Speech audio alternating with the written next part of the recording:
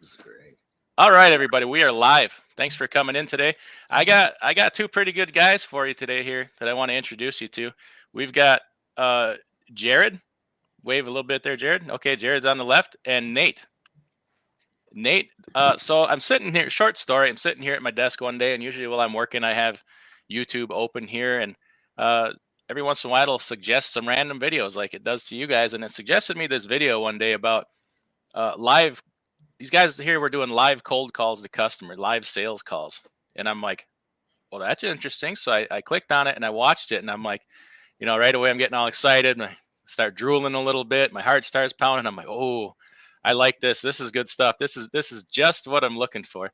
So right away I reached out and I'm like, we got to do something together. So guys, thanks for coming in today. Give us a short introduction. Tell us all about yourselves. Yeah, I'll let Nate go first. Yeah. Today. Well, first off, Adam, thanks for hitting us up and clicking on that video. But here at Ecarriercheck, what we do, we're a solution platform. It was actually founded by Jared here, Jared Ross.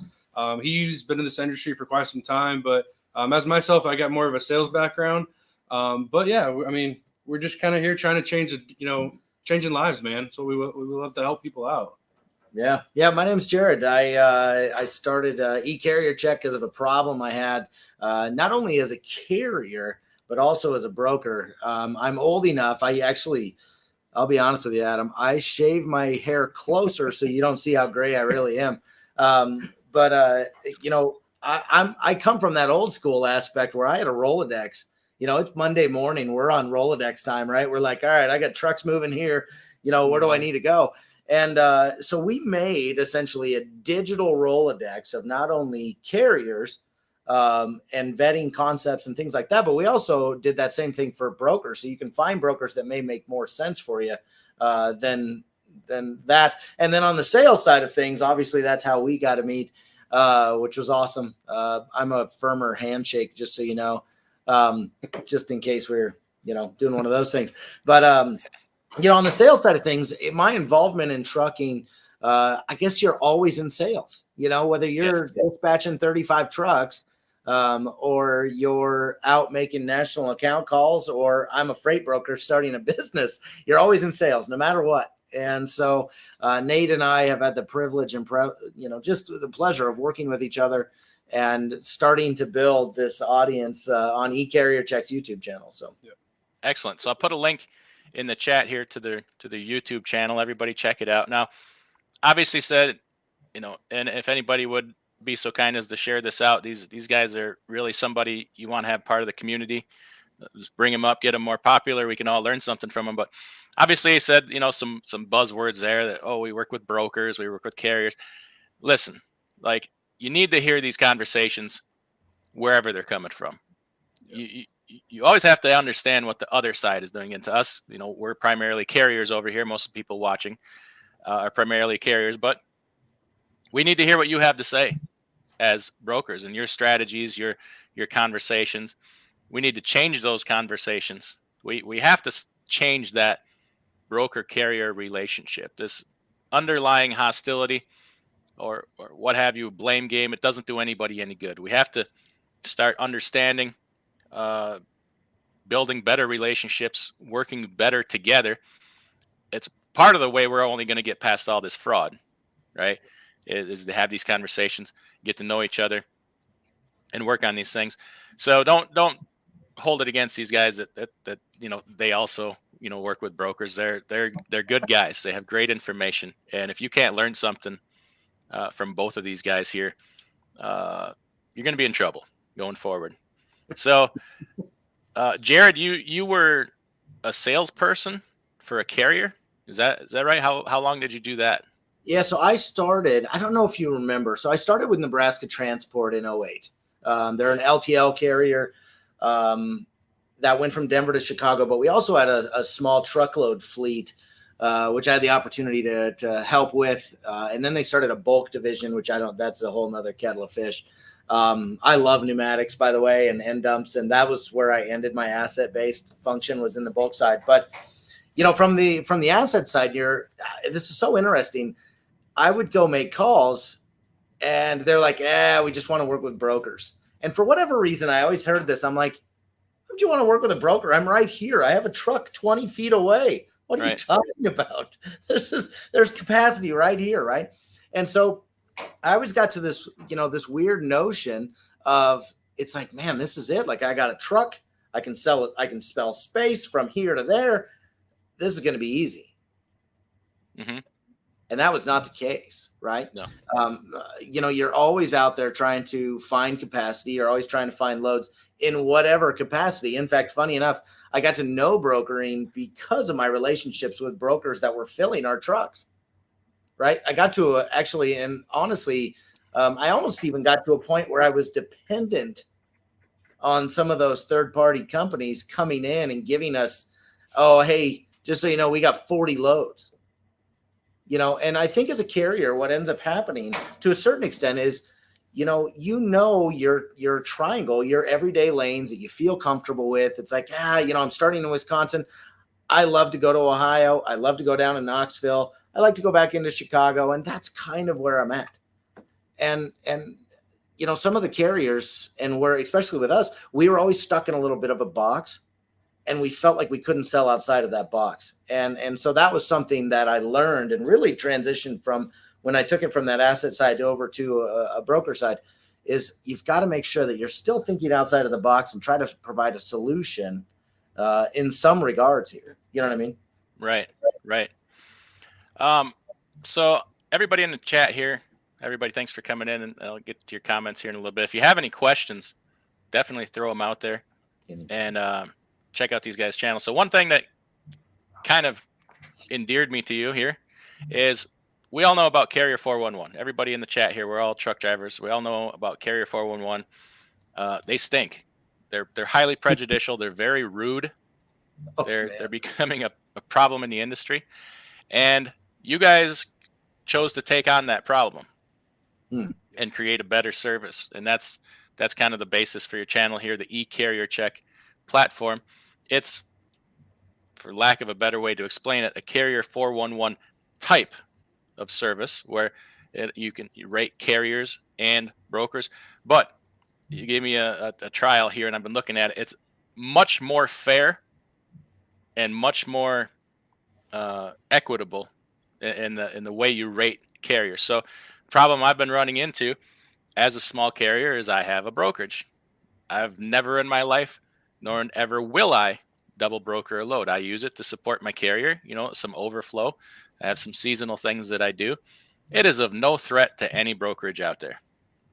But yet sometimes when I'm trying to book a load, 411 has you listed, you have a brokerage. Go Highway says no because you have a small brokerage. Okay, well, what carrier out there doesn't? And half the time this is coming from a broker that also has a carrier. I'm like, well, you have a brokerage for your carrier. Are you double broker and all them? Are you a threat? So, and then I go to Ecarriercheck and look it up.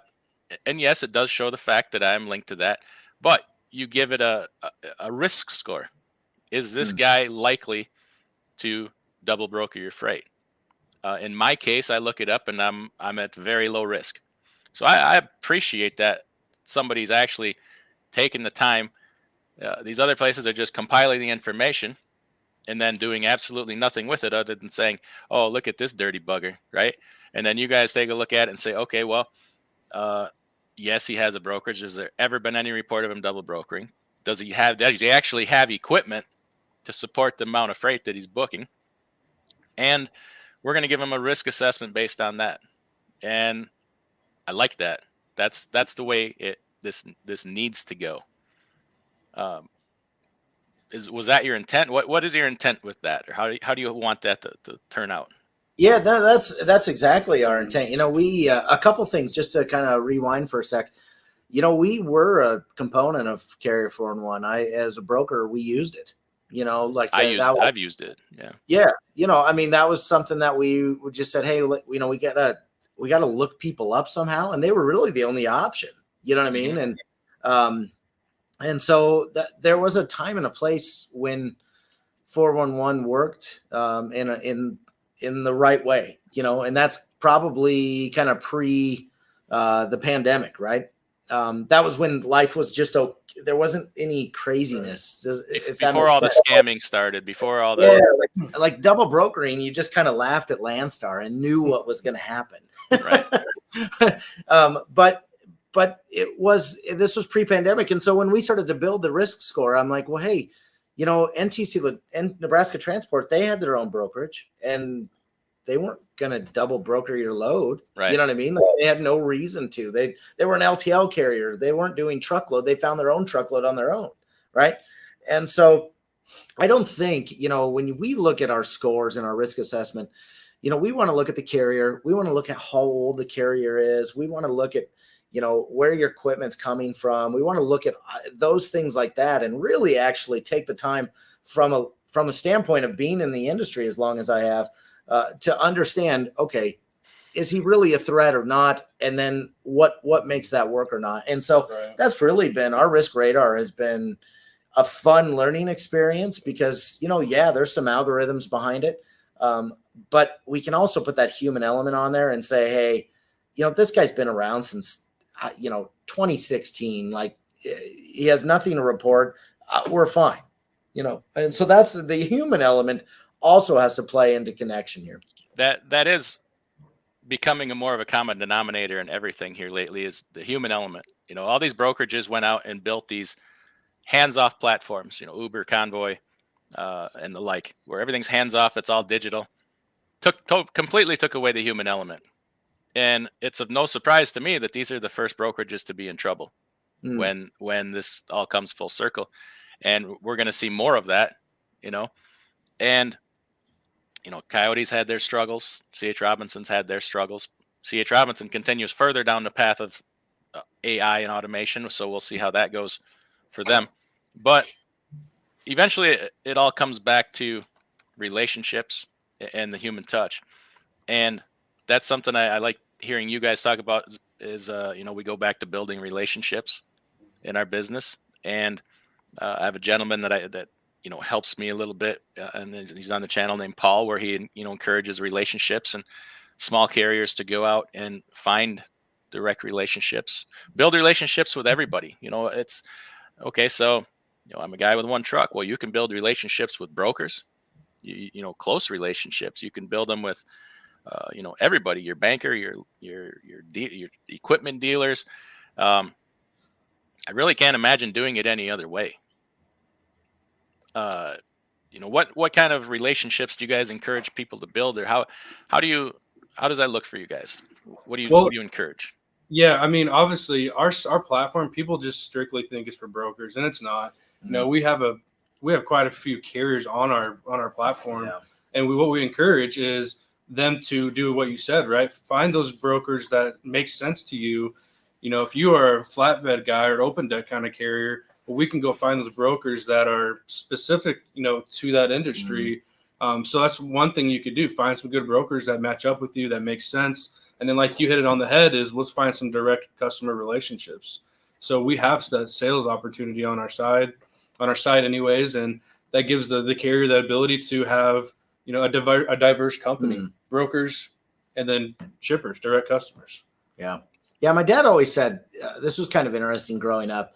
He always said, you need a few things in your life. And I'm like, what are those things, Dad? We're having that moment when you graduate from high school and I should be a better person, June 1st, right after I graduate, and I wasn't. But he always said something that I thought was interesting. He always goes, you need to have a good mechanic, and you need to have a good electrician, plumber / utility guy in your life. And he goes, I don't know where those will come from, but he goes, you gotta have those people in your life. And I've always said in relationships, I'm a big believer that it needs to be as well-rounded as possible. And having the right people, coming from the asset side, this is probably the most interesting aspect is coming from the asset side. We took on some Omaha steak loads and high value beef loads. We're running them with our trucks, our lanes, all those things. But it was a different lane that we were outside of in our LTL circuit. We were cutting across 70 on Kansas, and we didn't do that. And so our COO, and I loved this guy, he just retired the other day. He literally, I bet he invented trucking. This guy was insane.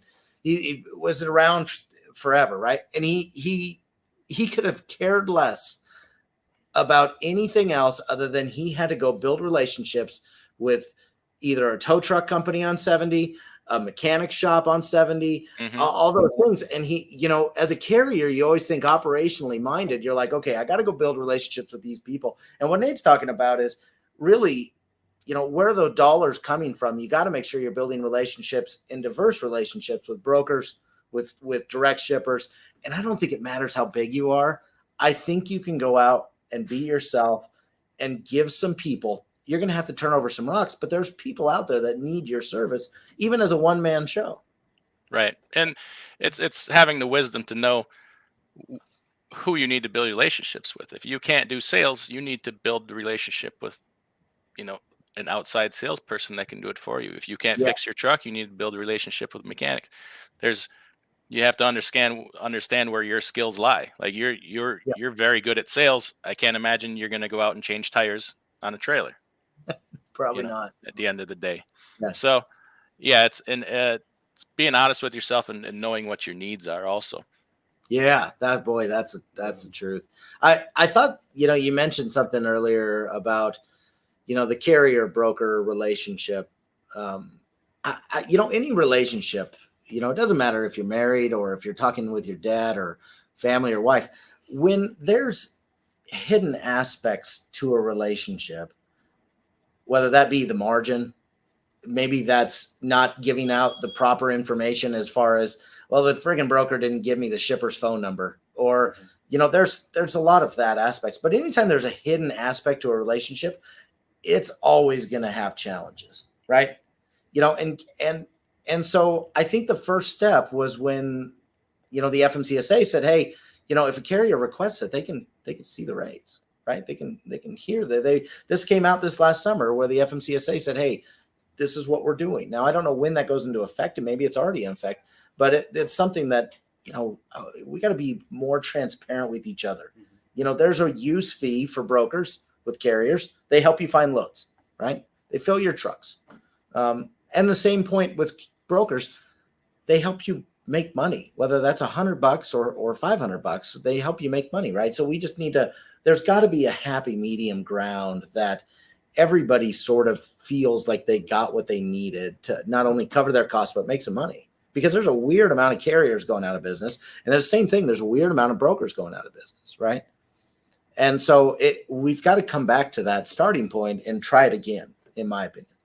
We definitely have to build that bridge. Everybody has to build it for themselves. I'm rarely in favor of these blanket rules that are intended to, you know, fix an industry-wide problem, because they don't work. They never will work. They never have worked, and it's never going to work. Right. We have to build those bridges for ourselves. And it's a much more complex topic than that. I've done a whole rants on the transparency thing and why it won't work. And it's not even intended to work. Right. This is a complex issue, but complex. You can do it for yourself. And that's what everybody should want. Fix your own problems before we start fixing everybody else's problems. Yeah. Is what we're going to have to do. Rickert has a question here I could throw at you guys. What about you brokers? Can we check if you guys are a threat? Not paying detention, not paying layover, or is it just through Google review comments? Yeah, that's a great question. So, I mean, obviously that's where transparency comes back into play, but we do have a feature on our site to where you'll see feedback. So yeah, it's kind of like a Google review in our system. You know, we don't have the ability to, you know, not everyone's going to leave a review, right? Right. But you do have that ability to leave it. You have that opportunity. But we do have a Google review sort of function in our site. Mm-hmm. It would be similar to, you know, their ability to put a freight guard on you, but Yes. just be on the Ecarriercheck site. So it would be the closest thing you have to do a freight guard report on a broker, similar to what they would have the ability to do on Carrier 411. Yeah. Right. It's as close as you're going to come. Yeah. So yeah, yes, we wanted to make essentially any, in fact, honestly, even we show 3 different avenues on our site. We show carriers, we show brokers, and we show shippers. And we have a community driven review system in place. So we have shippers that are like, hey, this guy takes 5 hours to load, or this guy doesn't have an indoor place to tarp your load, or things like that. So we have reviews, and they're called freight flops or kudos, because we want the positive aspect of things. Hey, this broker paid me quick. This carrier did a wonderful job. So we really try to take not only a positive aspect to this, but just an educational aspect too. This broker struggled with communicating properly, or this broker did a great job. And so we want to encourage not only both sides of the spectrum here, besides just destroying somebody. We really want to make sure they have that opportunity. Yeah, that is one thing that is sorely missing from 411 is the ability to leave a good review. Yeah. Why not be able to leave a good review? It would take no more platform than what they already have.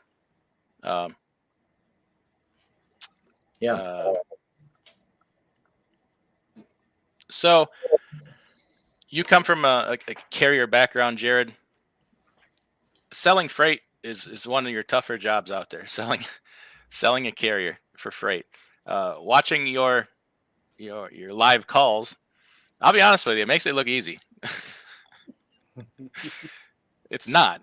No. But you're pretty good at it. What would be like your number one advice to somebody that's a small carrier, just trying to make their first contact, make their first relationship work? Yeah, we get this question a lot. Like, where do I start?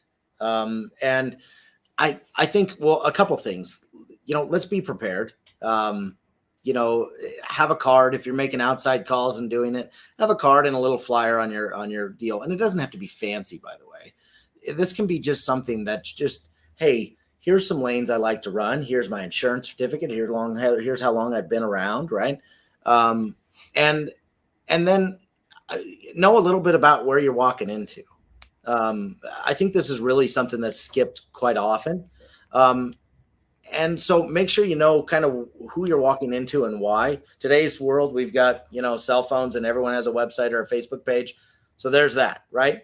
The second thing I would recommend as far as carriers is just be yourself. Maybe without the cussing a little bit. But just be yourself. You don't have to be really fly on the call. Just know what you're trying to get out and express yourself, and have some good open-ended questions, because the questions that you ask that's what you're going to get as far as info. So you're only as good as the questions that you ask, right? And so I think it's really important that you smile, whether you're doing it on your phone or you're doing it in person, and you're prepared, and you just are a little bit prepared in your world to say, hey, I've got a flatbed guy that goes from here to here. Is this something that you have interest in, right? Carriers are still searching for something that may be even smaller than brokers, right? Right. It could be, I need flatbed loads to these lanes, but you can still ask good questions and say, hey, when you get lanes in these areas, I'd like to know about it, because here was always the issue as a carrier. I'm always in the wrong place. And I could never, the rate wasn't exactly what I was looking for. And I was always in the wrong place. I'll be there tomorrow. Well, we need it today. Okay. Right. And so if you can help that shipper do planning, boy, there's some value, right? Mm-hmm. Anytime a carrier can, over communicate, hey, here's where I'm at today. Here's where I'm at next week. Here's a project I just took on, and here's how I'm doing it. Carriers need to not only build up a little bit of a brand on their Facebook page or their LinkedIn or YouTube or whatever it may be by taking pictures of themselves and things like that, or their loads, but they also need to communicate to these shippers and say, hey, here's where I'm at this week. You need a truck, let me know, right? That's how you, as a small carrier, can add value, right? Something we talk about often is set yourself up through conversation as the authority figure. So when they need to know something, they need to know about a lane, they know, oh, I'll call Jared. He knows about this lane from Nebraska to Chicago. Exactly. Run it by him, see what he says. And then when you get the opportunity, okay, well, yeah, here's what the rate is, but here's what else you need to know. Here's what fuel tends to do along that lane, weather, what your backhaul situation is for that lane. So be the guy that they go to for answers. Yeah. It also encourages them to communicate more with you, reach Yeah. out to you. So it can be little things too. Like we're Mhm. talking like securing a load. We're talking Yes. about the way you tarp. Hey, something I've noticed about loads that look like yours. Here's how I would tarp it. It can be these little itty bitty things that can add up to bigger situations. And so I think it's really important. I know, yeah, you threw an 8-foot tarp today, but you can add value with how you threw that 8-foot tarp if you're good at it. You know what I mean? Right. So I see it going down the damn road all the time. The guy didn't friggin' twist his friggin' straps, or you just got flopping it. You just ruined a tarp. You know what I mean? And I'm like, all right, I've been on top of loads before helping tarp. This is the beautiful thing about coming from an asset-based flatbed carrier, right? So I don't recommend being on top of loads. It's not fun. But it's that sucks. It's not fun, especially in the weather. It's Nebraska. It's windy. So no. Follow-up question to that, something to talk about also too, is the conversations with customers need to be different than a conversation you would typically have with a broker. What are some different ways you would encourage people to talk to a customer that, things you would or would not say to a broker? Yeah, that's an interesting question. I love this question because you hit it on the head. When you call a broker as a carrier, it's very direct. It's very rates. It's almost commodity based. Transactional, I call it. Yeah. It's very transactional. Yeah. When you're calling a shipper, a lot of the times you're probably not going to get the right guy. Right. And so a lot of carriers, and I would put this number probably in the 90 percentile. A lot of carriers don't want to call back. Well, he didn't call me. I'm not calling him back. Mm-hmm. There's a little bit of tenacity needed to talk to shippers, a little bit of repetitiveness, a little bit of consistency to talk to shippers, right? And once you get them on the phone, you got to remember, you immediately have to differentiate yourself from the 40 friggin' brokers that called them that day. Right. Immediately, right? You've got to go, hey, I own this truck, or I own this trucking company, and we're based out of Chicago. We have 15 flatbeds, 10 vans, and here's what I'm looking for. Would you have 5 to 10 minutes that we could talk? Hopefully that brings the shipping manager's guard down. These guys are just jacked up on Red Bull and coffee and everything else, and they are tired of all these damn calls from brokers, right? And so you've got 20 seconds to prove yourself and who you are. We got to use that time really wisely. And you got to go, hey, here's what I did. In fact, on our show, on our live, we have actual carrier calls. We should rename it or re-release it. But we have where I was calling for a carrier. And there were very, very specific calls. Hey, we get to Idaho 3 times a week, specifically on the last 3 days of the week. And we're wanting to see if there may be some freight there. And shipping managers kind of bring their guard down when you're looking for specific things. Right. And that, honestly, we should put that out there. We were calling for a local carrier. They actually are, they're just next door over here. And we were calling for them, just making calls. They have 5 flatbeds. And they essentially run from Nebraska to Idaho to Colorado to Wyoming to South Dakota back to Nebraska. And that's their lanes. And that's what they're good at. And so as a carrier, when you're calling those shipping managers, be prepared 20 seconds to differentiate yourself from all these other brokers. And don't say I have a truck in your area, because that's what all the brokers are saying. Yeah, or I have access to 10,000 trucks. Yeah, don't say that. Cut the crap. Don't talk about things you can't do. Things you're not going to do. Tell them what know very well your capabilities when you call, and don't promise anything other than that. Exactly. Because the first time you fail on one of your promises, guess what? You're no different than the last 50 people who called.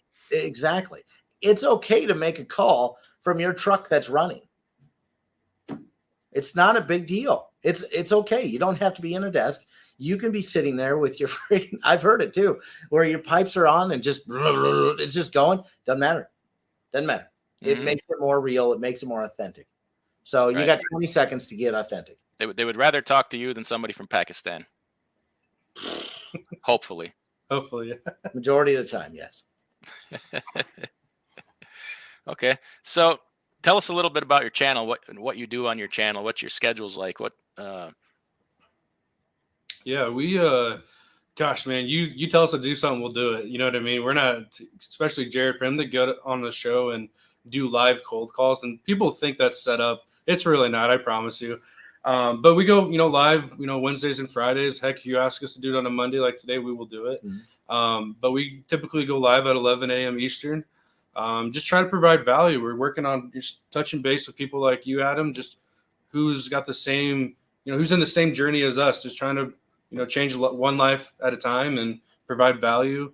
And we'll literally talk about anything and everything. So, our show is really about just education. Yeah. We have a big update coming out here on Ecarriercheck. We're going to have even more leads than what we already have. And so you're going to start seeing us do a lot more calls. I would be happy, just for your audience here, I would be happy to make calls for any carrier that's on your channel. So could you back up a second? I froze up there for just a second. I didn't hear anything you said. I would make calls for a carrier on your channel if you want to do that. Let's do it.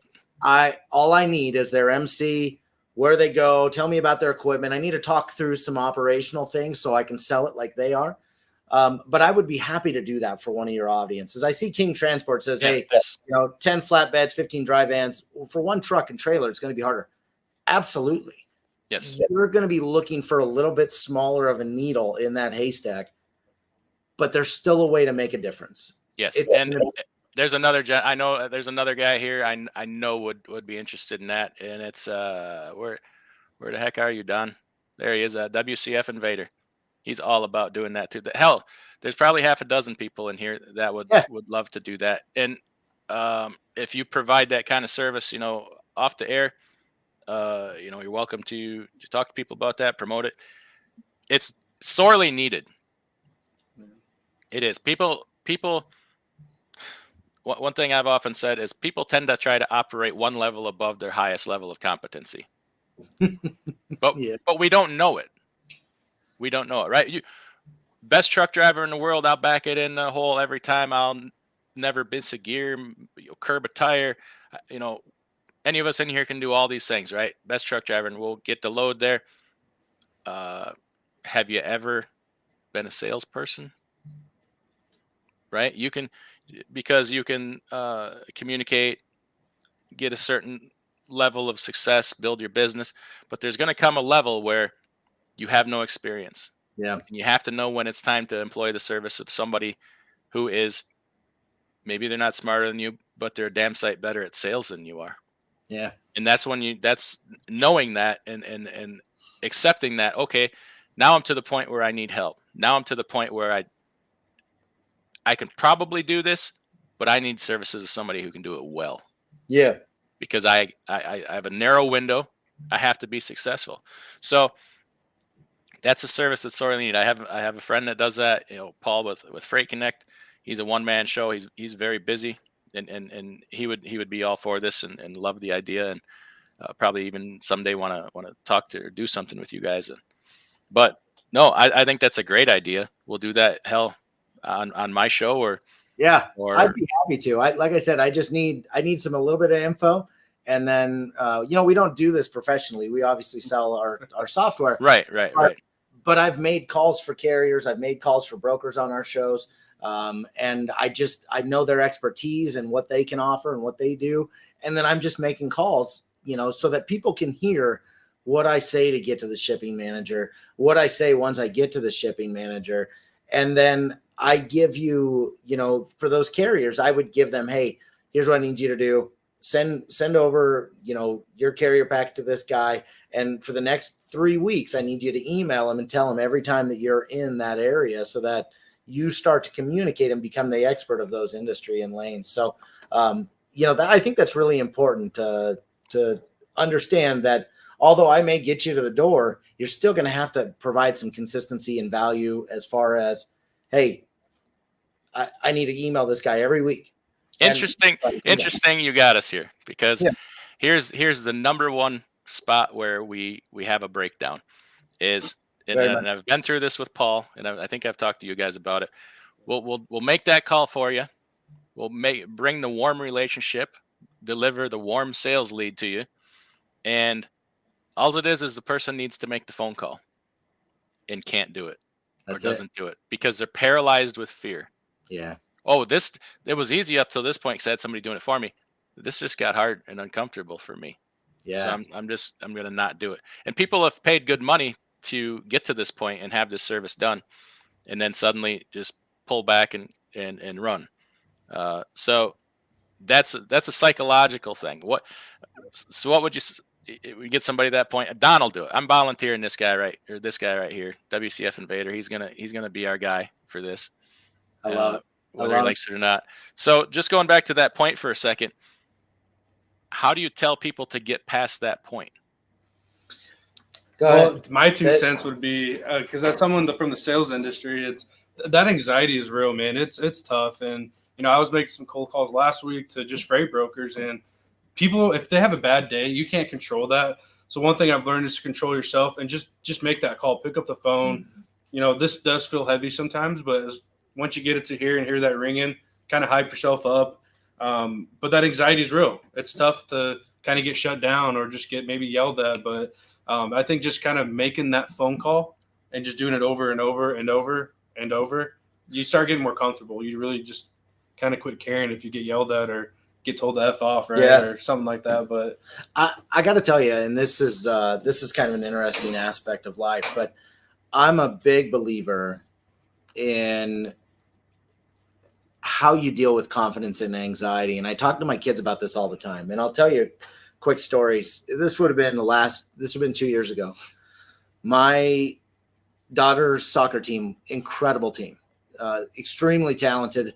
And my daughter's got a leg on her. She wasn't the best on the team, but she's got a leg on her. That girl can boot. I mean, literally, where you could kick a hole through a friggin' soccer net.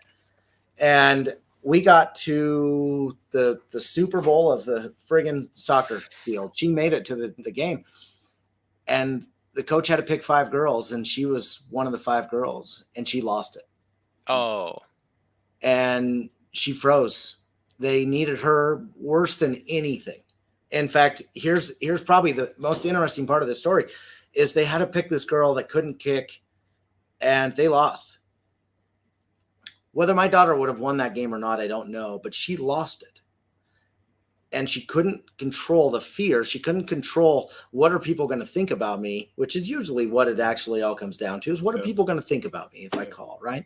Mm-hmm. But what I found is I let her mind calm, and we got together the next week. And I said, talk me through what you were thinking.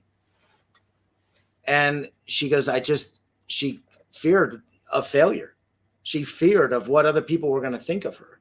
She wasn't the best on the team, but she feared those two things. And so this was probably the most interesting thing is to come back full circle. 2 weeks later, I had her out there. It was just her and I, and we were kicking into the net from where a penalty kick happens from free kick. Right. And she kicked about 100 balls. And I don't know how many she made. She had a few of the sides and the upper bar a couple times, but we did this for the next 2 months. Now, fast forward to the next season.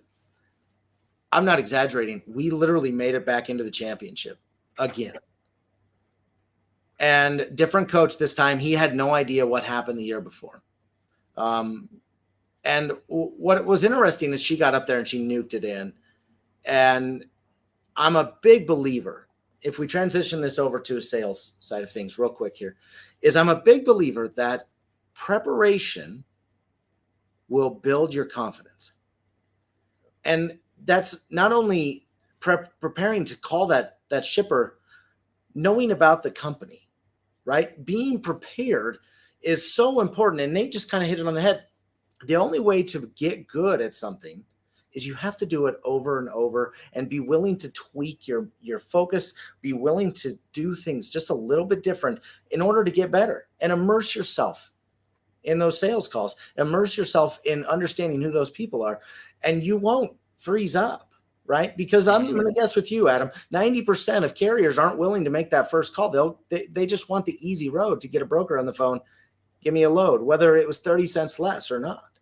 It was intimidating, and like I said, it was brought to, by the time I got the lead, it was a warm lead. It's not like I was calling a stranger. These people were expecting my phone call. You knew who was calling. Yes, they knew who I was. They had all my information, and they were told that I was going to call. And it was still hard. It's still a little bit scary, but I made myself do it, and I'm glad I did. 'Cause I couldn't imagine not doing it. It kind of changed everything for me to a certain extent. So I understand. I just don't know how to get people past it. Yeah, I am a big believer. If none of you have read it, Mel Robbins' 5-4-3-2-1 rule is truly a life-changing aspect of things. There's something about actually counting backwards in your mind and then saying your goal and then going and doing it. Just count 5, 4, 3, 2, 1, push the button and say, I'm going to make a phone call today. And there's something that Mel Robbins is big. I listen to a lot of psychology stuff, and I'm a big believer in this practice, and I would try it for anybody that's on here. She's an incredible listener or psychologist that's out there, and 5, 4, 3, 2, 1, and just get up and go and try those things, because the call reluctance is a real thing. Yeah. And once you do it a couple times, you'll realize these are just people. Yeah. It's not the Queen of England you're calling. No, it's just, they put their pants on one leg at a time, just like us. And I think too, Adam, like some things that Jared and I talk to with our carriers, because we do demos with carriers as well, privately. A phone call is kind of nice. They don't see what you look like. If you mess up that initial phone call or that warm lead, well, keep them in your pipeline. I don't know if a bunch of carriers have pipelines, but maybe have some in your book or something. But it's just a phone call. They don't know what you look like. You can call back next month and have a different kind of phone call, go about it a different way. So that's what's nice kind of about phone calls. If you mess it up, we can do it again next month and come at it from a different angle. Absolutely. Okay. All right. King's Transport says he's got call center experience, not afraid to talk to people, just finding some leads. There's getting to be some pretty good resources for that. You guys are kind of a resource for that also. Yeah, the beautiful thing on our site, whether we have leads for smaller trucking companies. We have leads based upon your equipment. Yep. It's really interesting to actually get on our site and see some of those opportunities that are there. Yeah, I think that the biggest thing, and this is Ecarriercheck, we'll get you to the water, but you've got to don't take things personal, and you've got to be consistent, because those shipping managers, like we talked about, are getting 40 phone calls from brokers. 90% of their calls are coming from brokers. 5% of their day is dealing with issues. 1% is probably from direct carriers. Right? And so we've got to find a way for carriers to move that needle and get them making those calls and not just taking what the easy road of a river is and just flowing with life. Yeah. Snore Alert here says, I don't think it's about anxiety. It's about social skills. That's one thing that these digital platforms, that was one of their goals, was to take away our communication skills, take away our negotiation skills, make it easier to do business as the lowest common denominator. So that's not by accident, but we're coming full circle back to the human element, where people want this again. Mm-hmm. So hone those skills. A good way to hone those skills is stay the hell off of Facebook and start talking to people. Interact. Just interact with people. Yes. Call. You know what? Sit down, write a letter. When's the last time anybody wrote a hand letter or a postcard? Something. Hell, write a letter to yourself. Whatever the hell you got to do. Yeah. Build your communication skills. It's something we highly encourage here. So we kind of set aside 45 minutes for this. I know you guys are busy. I'll get into one last topic that'll take us to the end here, because it's important, and that is fraud. I certainly have my own ideas on the first best step to address fraud in this industry. There's plenty of fraud on both sides. We can sit here and blame fraudulent brokers all day. I'm here to tell you there are just as many fraudsters on the carrier side. What do you guys think is the first best step to address the fraud issue? This is an interesting topic. last week, I'll tell you an interesting aspect of last week. And somebody mentioned this earlier in your comments. How do I sell my MC? So last week we're re-looking at our risk radar, saying, are we keeping up with the fraudulent aspect, right? And we're always looking at this because carriers in the systems are getting, I shouldn't say carriers, the double broker carriers are getting better at hiding, right? Mm-hmm. When it first started, it was Glendale. Everyone's like, yeah, don't hire any carriers from Glendale. And poor Harry, by the way, that's from Glendale, that actually runs a legitimate carrier. This guy's, yeah, you're from Glendale? What the hell? I'm not dealing with this. So carriers now, double broker carriers is what I'm going to call them, DBCs. Just kidding.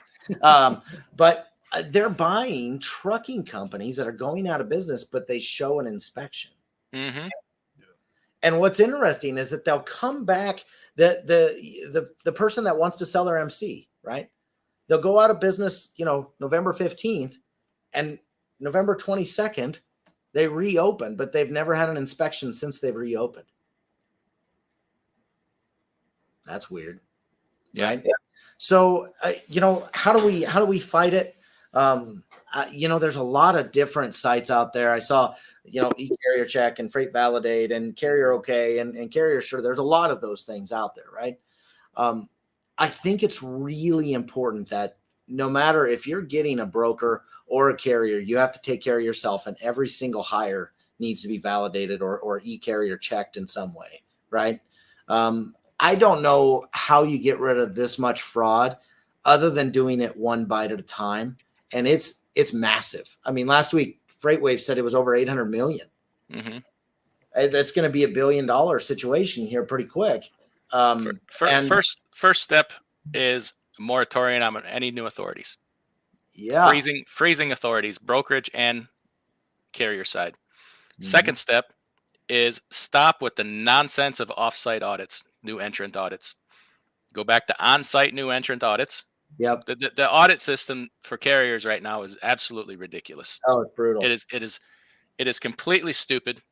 I've helped people go through their audit, and it does absolutely nothing to validate a carrier. When I had my audit, a 6'5" Amazon woman from the State Patrol showed up at my house with a 45 on her hip and said, "Let's do this." She looked at my truck. She went through all my files, everything about me. We need to go back to that. There has to be there's no fear in the audit system right now. It's too easy to cheat it. And then we need to go to on-site audits for brokerage. Yeah. Brokerages do not get audited. They don't even have a new entrant audit. No. Why do we not even have a new entrant audit for brokerages? Yeah. And then to top it off, they need to be on-site. Yeah. So that's step number one. Would get rid of a lot of people, because if somebody comes to your place of business and see that you're running a ragtag operation and don't have a safe vehicle in the fleet, you're done right there. You're out. Okay.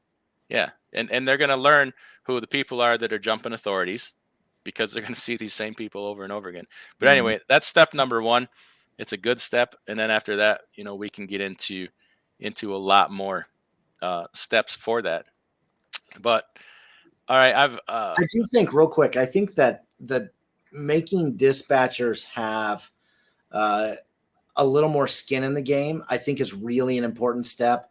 We know a lot of dispatchers, and there are actually no different than you mentioned earlier. There's some really good dispatchers out there that have value to carriers, that are needed, that do what they're supposed to do. There's also some different guys out there, and guys and gals, that aren't doing what they need to.